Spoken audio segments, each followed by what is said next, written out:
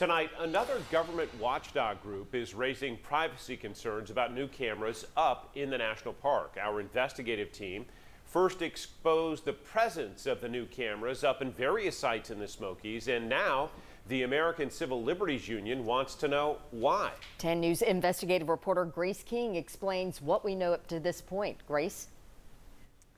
Robin and John, we found two pairs of Motorola license plate readers in the Great Smoky Mountains, one at the Townsend entrance and the other near the Sugarlands Visitor Center.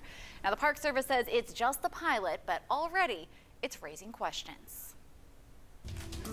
I don't know why the Park Service would feel like they need to put this surveillance technology at the entrances of their park. In the Great Smoky Mountains, the National Park Service is piloting license plate readers. ACLU Senior Policy Analyst Jay Stanley wants to know why.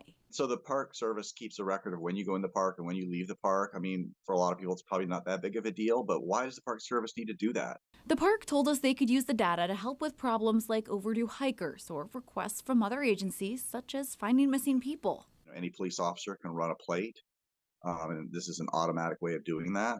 They say the cameras aren't functional yet and are testing to see if they have the connectivity and power to support the equipment.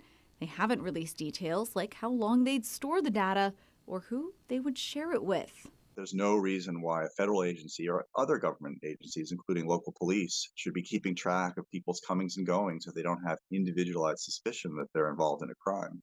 Stanley hopes they'll consider those consequences before making a more permanent decision. We're not China, we're not Russia. We shouldn't be using technology in these authoritarian ways to keep track of everybody all the time, just in case the police become interested in you in the future.